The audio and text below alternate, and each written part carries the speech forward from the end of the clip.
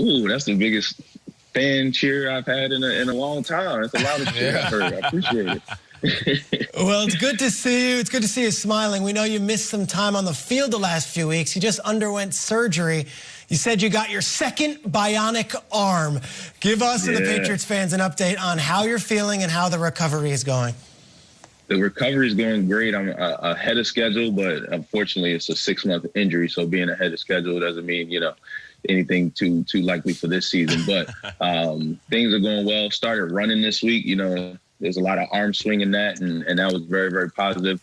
I was laughing to myself, as a young husky individual growing up, I never thought I'd be excited to get on the treadmill and just run. So you look forward to the little things. It makes you appreciate the little things and be grateful to have an opportunity to come back with a second bionic arm, stronger than ever. Second bionic arm. Right on. Look, the show must go on for your Patriots, though. They take on the Dolphins. Bad loss in Los Angeles, of course. What's the message and what do you feel from your teammates? What are they saying this week as they face the Dolphins this weekend? Yeah, you turn a new page. In football, you have to have a short memory. You turn a new page and you get prepared for a division rival at this point, right? Like every division game is a rival game. So you focus in on what we have to do, and also you look back at the film from week 1, but you realize that the Dolphins are a totally different team at this point, and we have to key on how we can beat them now. You look at the film, let's take a moment and look at your resume. Dude, you're doing all right for yourself. You play in the NFL. You're a Pennsylvania Quaker, Wharton School of Business. You got bionic arms like the Winter Soldier. And now you've added yet another impressive title to your resume. You were just named to the Forbes 30 under 30 list. This is the creme de la creme right here.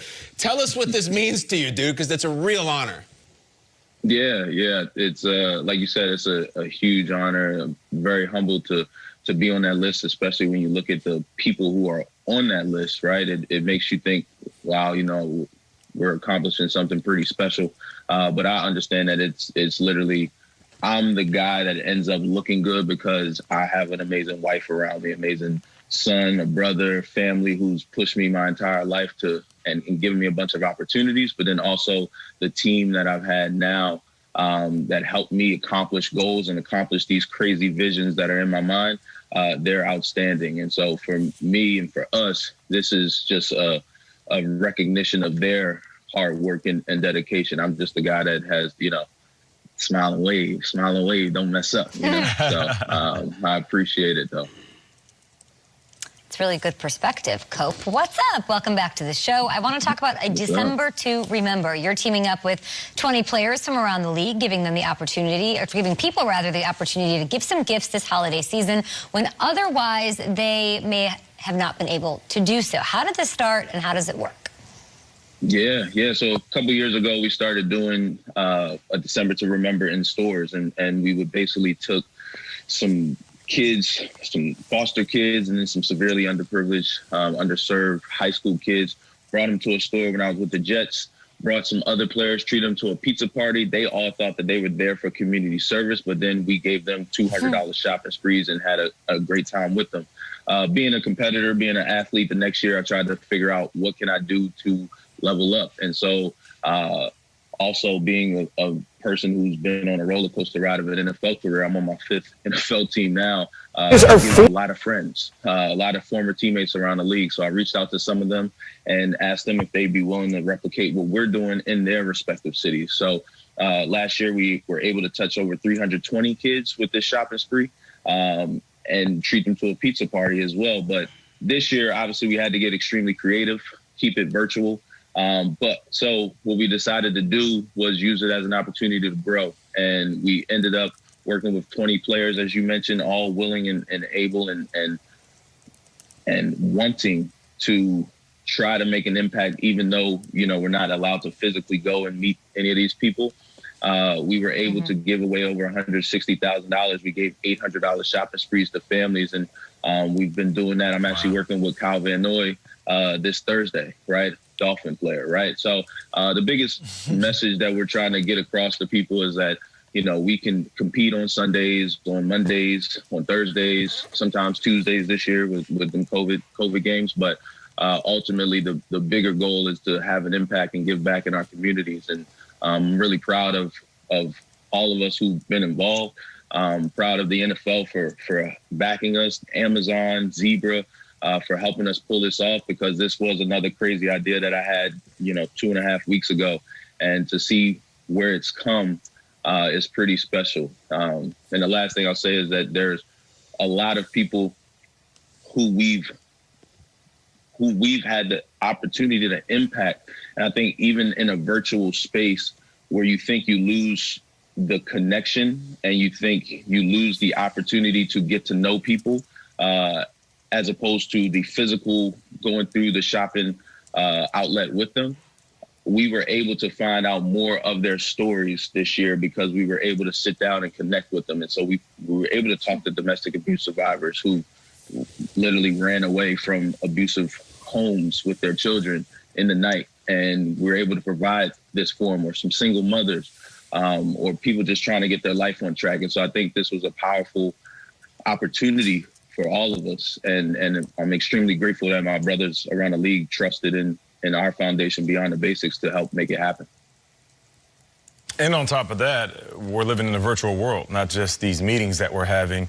People shop virtually. So giving these individuals, these families, the help that they need, they can just click on their computers on their phones and buy what they need for the holiday season. You mentioned your teammates and players that you either played with or played against, and they're helping you. What is that like when you call somebody and you're like, look, I need you to show up and do something for me, and before you can finish, they say yes? Yeah, it's amazing. I think it's a lot better than trying to call them and then they pick up and say, no habla inglés, and they're like, I'm gonna see you tomorrow in the line, bro. What's wrong with you? I know you speak English. Right. So no, it's an awesome feeling. I think that, I'm fortunate. I think that those types of things mean a lot to me because there's a lot of trust to put into another teammate, another player, and a friend, right? Us as players, we know how many people reach out to you and ask you for help, ask you for assistance, ask you for a donation or an investment, right? This is more of a donation. And so, we're quick to kind of say, okay, hey, talk to my advisor. Oh, no, here we go, right? But like you said, before we even finish, they understand that what we're trying to do is something special, and they literally get off the phone with these families and are calling me or texting me saying, hey, next year, count me in. Like, look, I need to find more ways to help and continue to give back. So I think we're also just trying to encourage guys to understand the power in their platform and give guys an opportunity to be a part of something special together. I think that's one of the biggest things, too, is like we are collaborating on this. And you're not just a part of an effort in your state, but you're a part of something that's touching literally 19 states and 200 families. Wow. Brandon, you're only 29 years old, and we say that affectionately. You're only 29 years old, yet you give such great wisdom and advice, and that goes back to your Gilman days, to your Penn days, and, of course, to all the teams you've been with. But now you hold seminars giving advice. You basically say, who wants to talk? Let me give you advice. What is this seminar that you give, and can you explain to us with the holiday season around how you're giving back with maybe some of that sage-like wisdom that you've offered so many years for your teammates? Yeah, no, I appreciate it. I think I get my wisdom from my mom. I got to say mom, for she yanked me up off of this, but also my grandfather. He played 11 years, and he was always, dropping gems, so to speak, even without knowing.